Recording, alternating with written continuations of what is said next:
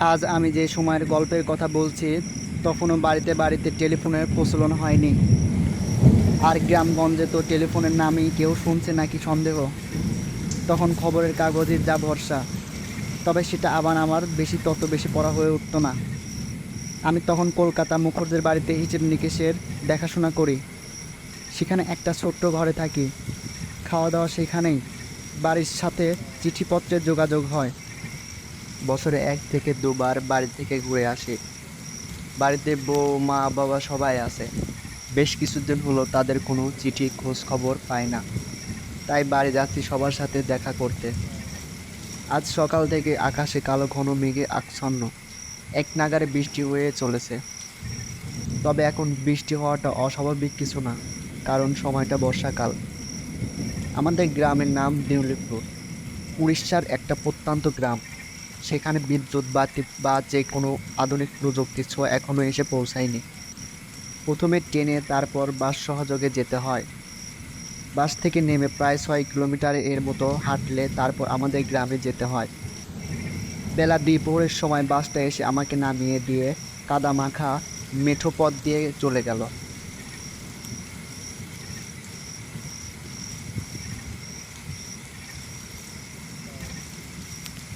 আমি ছাতা মাথায় দিয়ে বাড়ির দিকে হাঁটতে লাগলাম। হাঁটতে হাঁটতে গায়ের কথা আমার মনে পড়তে লাগলো। প্রায় 8-9 মাস পরে আমি গ্রামে ফিরছি। সারাটা বছর শহরে থাকার ফলে গায়ের এ কদিন এর ছুটিটা বেশ ভালোই লাগে।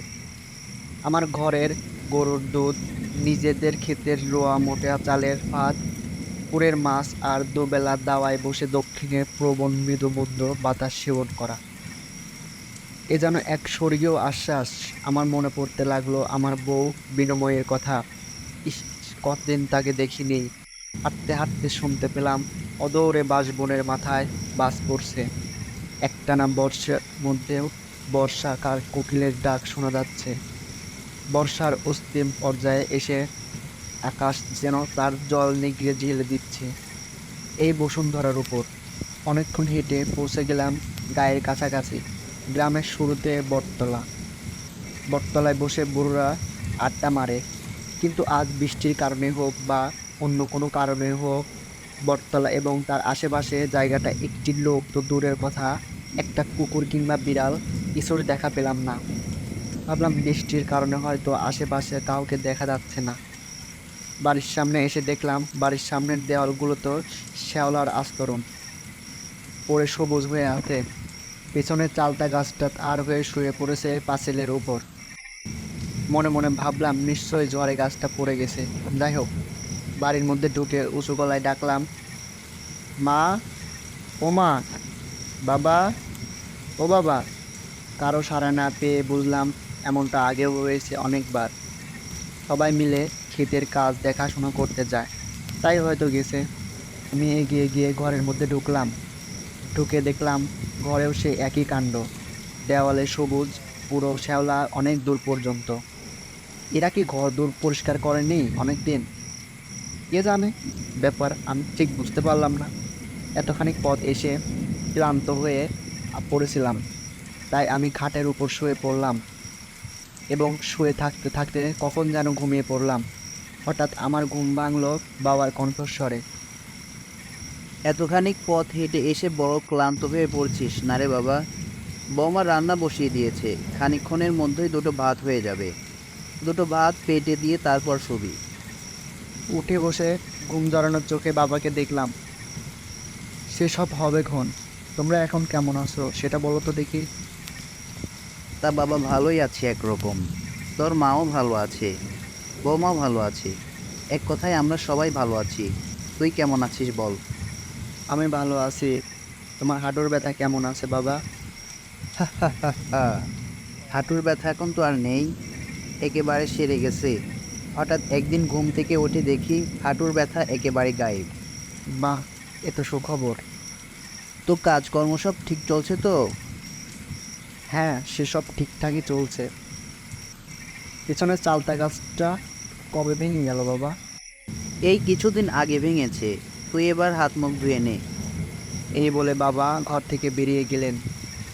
আমি ঘুম জড়ানো চোখে জানালার দিকে তাকিয়ে দেখলাম এখনো একটা না অঝোর নয়নে বৃষ্টি পড়েই চলেছে। বাইরে বেরিয়ে দেখলাম বউ রান্না করছে। আমার দিকে পিছন ফিরে, কি গো কেমন আছো? আমাকে তো ভুলেই গেছো। দেখলাম সে কোনো কথা বলল না। ভাবলাম হয়তো আমার উপর রাগ হয়েছে, এতদিন পরে বাড়িতে এসেছি তাই। কি গো কথা বলছো না বড়? রাগ হয়েছে বুঝি? তোমার জন্য কি এনেছিস জানো? আচ্ছা এখন না, পরে দেখাবো, দেখলে তোমার মন ভালো হয়ে যাবে। তাও সে কোনো কথা জবাব দিল না। বাইরে একটা হ্যারিকেন জ্বলছে, চারদিকে সন্ধ্যার নিকষ কালো অন্ধকার নেমে এসেছে। আকাশ উপর দিয়ে নীল বিদ্যুৎ এর রেখা ছুটে যাচ্ছে। বাহ বাহ, তুমি তো আমার উপর ভয়ঙ্কর রেগে আছো দেখছি। আচ্ছা ঠিক আছে, রাগ ভাঙাচ্ছে এখন। এটা বলার পর ও কোনো উত্তর পেলাম না। সামনে উনুন জ্বলছে, তার থেকে খটখট করে কাঠের কাটা পাট আওয়াজ শোনা যাচ্ছে। আর তার সাথে কড়াইতে কিছু রান্নাও হচ্ছে। বউয়ের রাগ ভাঙানোর জন্য আমি তার কাছে এগিয়ে গেলাম। কিছুটা কাছাকাছি এগোতে আমি অবাক বিস্ময় দেখতে পেলাম। তার পা দুটো উনুনের মধ্যে ঢোকানো, পা দুটো পুড়েই আগুন জ্বলছে এবং সেই আগুনে রান্না হচ্ছে। এ দৃশ্য দেখে আমি দু পা পিছিয়ে এলাম। আমি আমি বললাম, এ কি এ তুমি কি করছো? কি করছো তুমি? কোনো উত্তর নেই, শুধু একটা খিলখিল শব্দ ভেসে আসছে সেই দিক থেকে। তখনই তার ঘাটটা পেছন দিকে ঘুরে দিয়ে গেল। এই দৃশ্য দেখে ভয়ে আমি বৃষ্টির মধ্যে উঠানে এসে দাঁড়ালাম। তখন আমার ভয় পাওয়ার আরও বাকি ছিল। বাড়ির চালের উপর তাকিয়ে দেখলাম বাবা আর মা পা ঝুলিয়ে বসে আছে। গাছের ডালে তাদের চোখ দুটো আগুনের মতো জ্বলছে। বাবা এক ভয়ঙ্কর কর্কশ সুরে বলে উঠল, এমনি ঝড় বৃষ্টি হচ্ছিল কদিন ধরে, তারপর আচমকা বন্যা আমাদের সমস্ত কিছু ভাসিয়ে নিয়ে গেল। সেই ভয়ঙ্কর বন্যা আমাদের মতো অনেক নিরীহ গ্রাম ভাসিয়ে নিয়ে প্রাণ নিয়ে তবে শান্ত হলো। সে কি ভয়ঙ্কর বন্যা আমি আগে কখনো দেখিনি। তোর দেখা পাওয়ার জন্যই সেই থেকে আমরা অপেক্ষা করে আছি। এমন সময় আমি আর দাঁড়িয়ে থাকতে না পেরে মাতালের মতো দৌড়তে লাগলাম গ্রামের বাইরের দিকে। দৌড়াতে আমি পিছন থেকে শুনতে পেলাম বাবা বলছে, বৌমা ভাত রান্না করছে, দুটি গরম ভাত খেয়ে যা। দাঁড়া দাঁড়া, যাস না, যাস না। তবে আমি ছুটতে মাটিতে পড়ে গেলাম। তারপর তারপর আমার আর কিছু মনে নেই।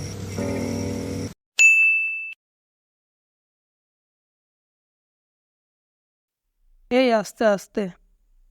এখন কেমন বোধ করছেন বলুন দেখি? বাহ, ভালো তো। তাহলে তাহলে আমি এখানে এলাম কি করে?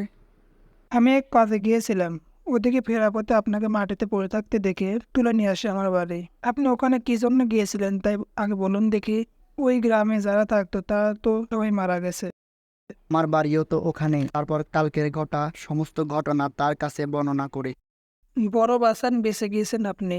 আজ মাস তিনেক আগে এক ভয়ঙ্কর বন্যায় 3-4খানা গ্রাম ভেসে গিয়ে প্রচুর মানুষ মারা যায়।